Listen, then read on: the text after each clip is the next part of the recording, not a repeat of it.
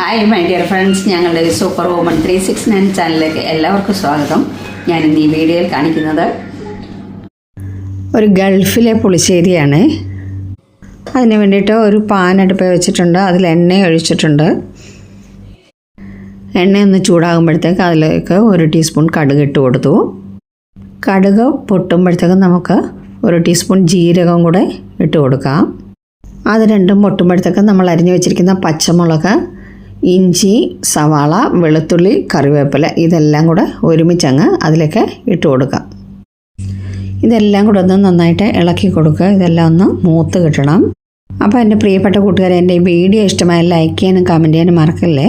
അതുപോലെ എൻ്റെ ഈ ചാനൽ ആദ്യമായി കാണുന്നവർ ഒന്ന് സബ്സ്ക്രൈബ് ചെയ്യുക, ബെല്ലൈക്കൺ ക്ലിക്ക് ചെയ്യുക, ഓൾ എന്ന ഓപ്ഷൻ കൂടി എനേബിൾ ആക്കുക. സ്വാദിനാവശ്യമായ ഉപ്പ് ഇട്ട് കൊടുത്തു. ഉപ്പിട്ട് കഴിയുമ്പോഴത്തേക്ക് ഉള്ളി എളുപ്പം മൂക്കാൻ സഹായിക്കും അത്. അതുപോലെ നിങ്ങൾക്ക് ഈ വീഡിയോ ഇഷ്ടമായാൽ നിങ്ങളുടെ ഫ്രണ്ട്സിനും റിലേറ്റീവ്സിനും ഒക്കെ ഒന്ന് ഷെയർ ചെയ്ത് കൊടുക്കുക.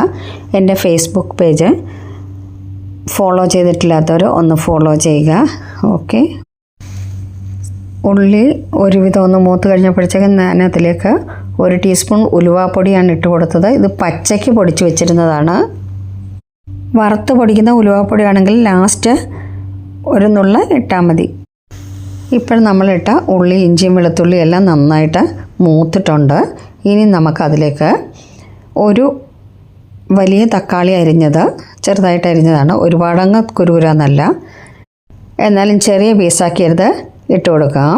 ഇതിനിയൊന്ന് തക്കാളിയൊക്കെ വെള്ളം വറ്റി വെന്ത് ഒന്ന് മൂത്ത് കിട്ടണം. തക്കാളി ഒരുവിധം വഴണ്ട് വന്നതേ ഉള്ളൂ. അതിലേക്ക് 1 ടീസ്പൂൺ മഞ്ഞൾപ്പൊടി, പിന്നെ അതിൻ്റെ കൂടെ 1 ടീസ്പൂൺ മുളക് പൊടിയും കൂടെ ഇട്ട് കൊടുത്തു. ഇനി ഇതൊന്ന് ഇളക്കി കൊടുക്കണം.